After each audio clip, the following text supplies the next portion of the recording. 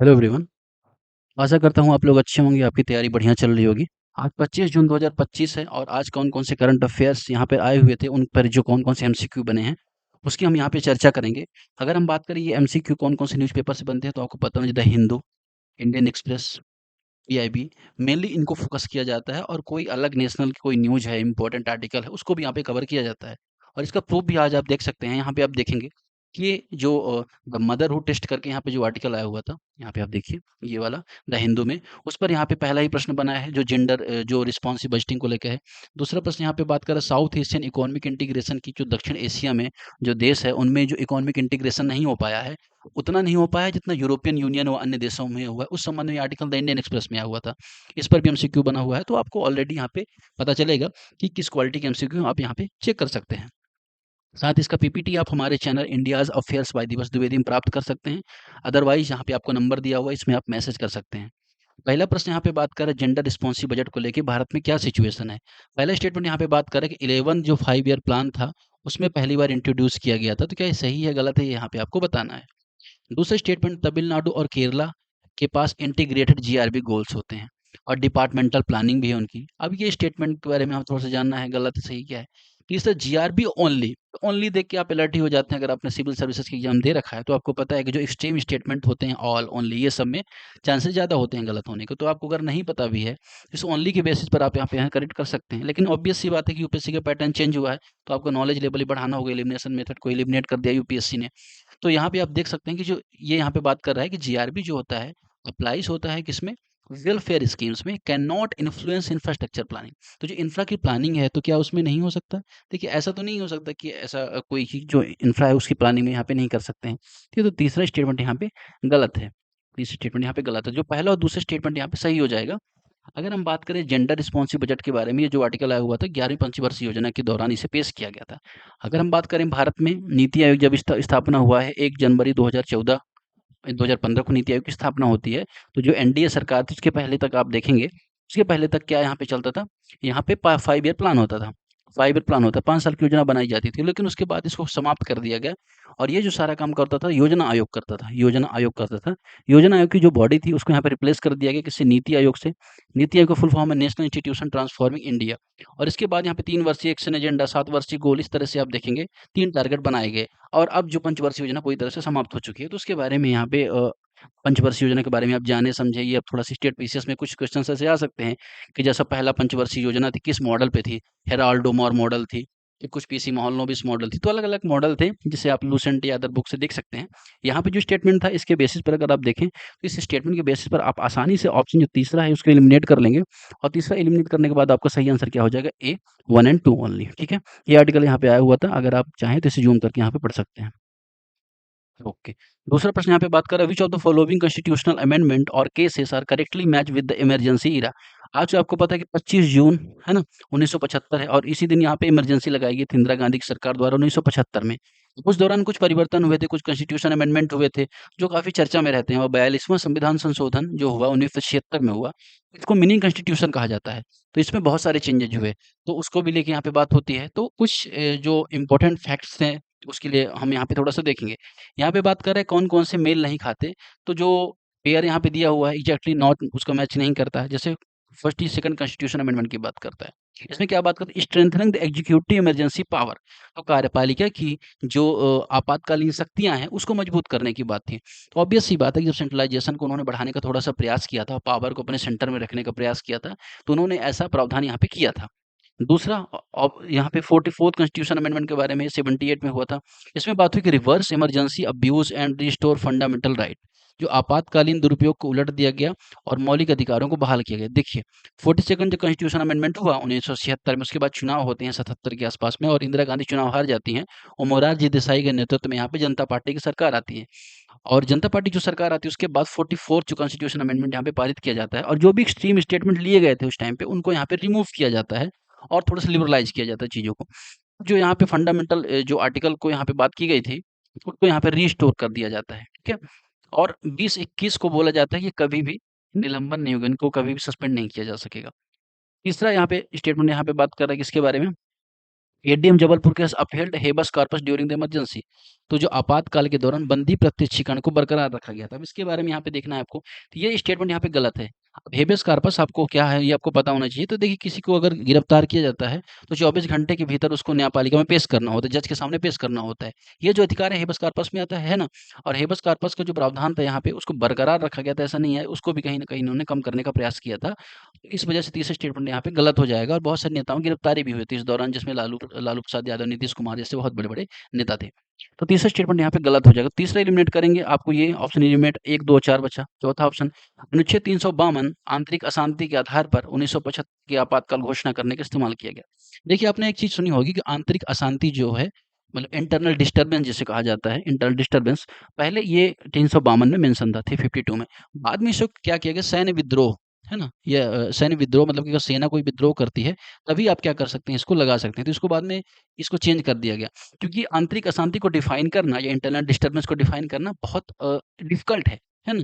तो इस बेसिस पर जो एग्जीक्यूटिव उसकी पावर बहुत ज़्यादा एक्सट्रीम हो जाती है। इस वजह से अगर आप देखेंगे यहाँ पे जो चौथा स्टेटमेंट यहाँ पे क्या हो जाएगा, सही है यहाँ पे कि 352 में जो 1975 में आपातकाल घोषणा हुई थी उसका इस्तेमाल किया गया था। तो सही बात है, यहाँ पे इस आर्टिकल को उपयोग यहाँ पे किया गया था। ये चीज़ आपने यहाँ पर देखी। आपातकालीन जो प्रावधान है उपबंध किसमें है? संविधान के भाग 18 पार्ट 18 में आपातकालीन उपबंध है, इमरजेंसी प्रोविजन है। आर्टिकल 352, 356 है ना, और 360।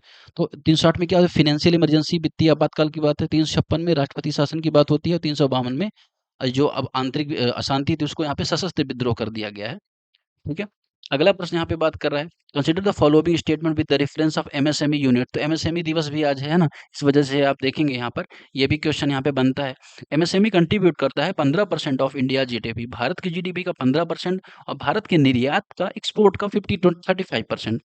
तो क्या ये बात सही है? आपको लगता है कि एमएसएमई, और देखिए कई कई टाइप की इंडस्ट्रीज होती हैं, जैसे मीडियम स्मॉल में जो ये जो इंडस्ट्रीज होती हैं इनका बहुत बड़ा योगदान है। लेकिन आप देखेंगे भारत में ज़्यादा हैवी इंडस्ट्रीज़ हैं, और हैवी इंडस्ट्रीज़ की खासियत क्या है कि उनका एक्सपोर्ट यहाँ पे ज़्यादा है। लेकिन जो मीडियम साइज़ के जो इंडस्ट्रीज़ होते हैं उनका एक्सपोर्ट यहाँ पे है, पर उतना ज़्यादा नहीं है जितना यहाँ पे बात हो रही है यहाँ पे। यहाँ पे बात हो 35% की, तो ऐसा नहीं है 35% यहाँ पे इसका इतना एक्सपोर्ट यहाँ पे नहीं है। तो ये स्टेटमेंट यहाँ पे लगभग गलत हो जाएगा, ठीक है?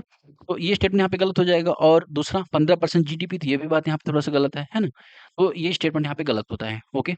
दूसरा ऑप्शन है the maximum investment limit to micro enterprises is 1 crore, turnover limit 5 crore. तो अब देखिए यहाँ पे 1 करोड़ माइक्रो है ना, मीडियम, माइक्रो स्मॉल मीडियम है, तो माइक्रो का 1 करोड़ है ना? फिर 5 करोड़ है, फिर 25 करोड़ है ना? और इसी में अगर आप देखेंगे ये इन्वेस्टमेंट या टर्नओवर के बारे में बात हो जाती है, यहाँ पे 5 करोड़ हो जाएगा, यहाँ 25 करोड़ हो जाएगा, यहाँ पे 250 करोड़ हो जाएगा। तो इसको क्या है, रीडिफाइन किया गया था एमएसएमई की जो परिभाषा है उसको, और यहाँ पर जो बात हो रही है माइक्रो की, तो उसको 1 करोड़ किया गया है, ये बात एकदम यहाँ पे सही है। और टर्नओवर उसका 5 करोड़, तो उसे माइक्रो साइज की इंडस्ट्रीज बोला जाएगा। तीसरा, MSME development act 2006 provide the legal framework of regulation the sector. तो ये भी स्टेटमेंट यहाँ पे सही है। ये जो एक्ट है यहाँ पे लीगल लीगल प्रोविजन की यहाँ पे बात करता है। तो 2 और 3 यहाँ पे इसके स्टेटमेंट यहाँ पे सही हो जाएगा। ठीक है। अगला प्रश्न यहाँ पे बात कर रहा है कि कुछ इंपॉर्टेंट आर्टिकल हैं डीपीएसपी पे, है ना? उसको यहाँ पे हम देखेंगे।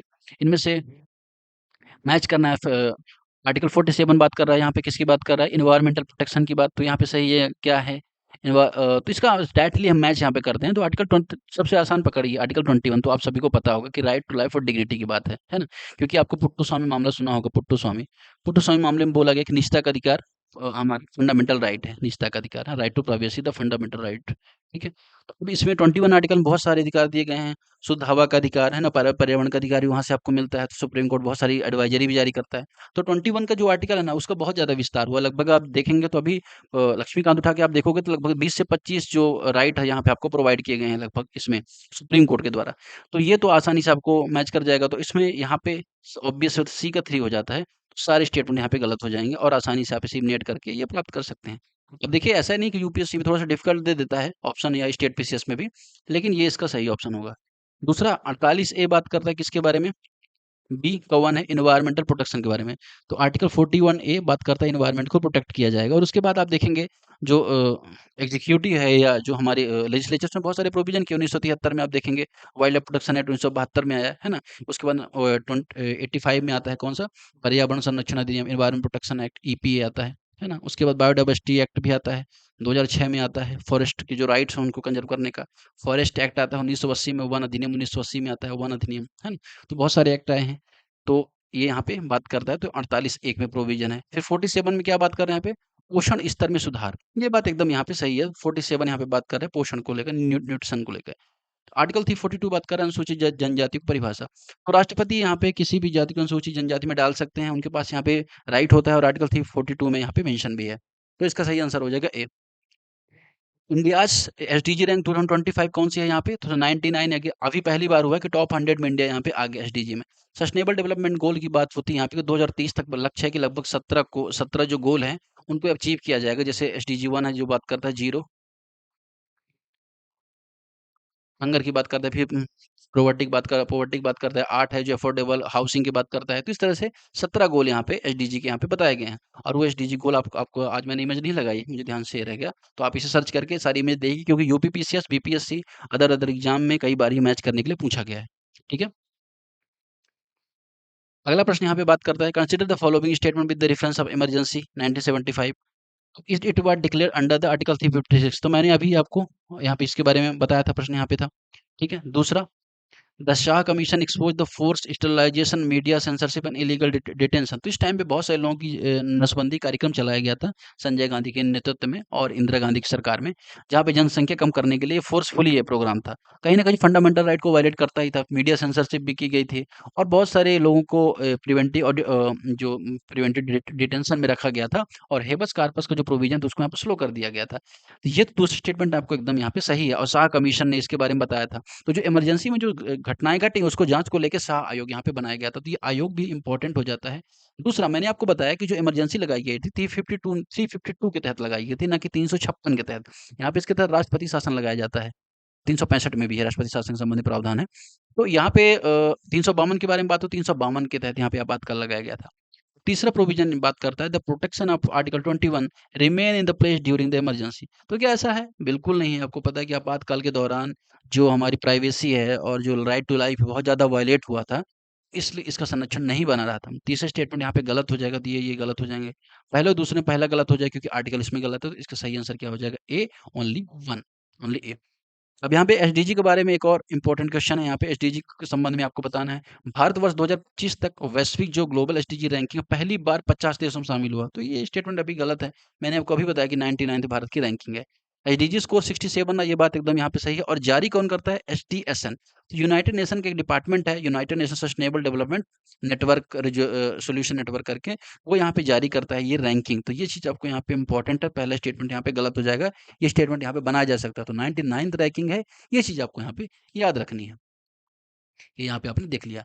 ठीक है? तो आज की जो इम्पोर्टेंट टॉपिक उसमें यही प्रश्न बनते हैं। ये एक कल के यहाँ पे दिखाई दे रहा है। तो आज की चर्चा में फिलहाल इतना ही। नेक्स्ट डे हम मिलते हैं। तब तक के लिए आपका धन्यवाद। कोई भी आपको इम्प्रूवमेंट चाहिए हो तो आप यहाँ पे कमेंट कर सकते हैं, जिसको हम ज़रूर शामिल करेंगे। आप सभी का जो फीडबैक है अनिवार्य है।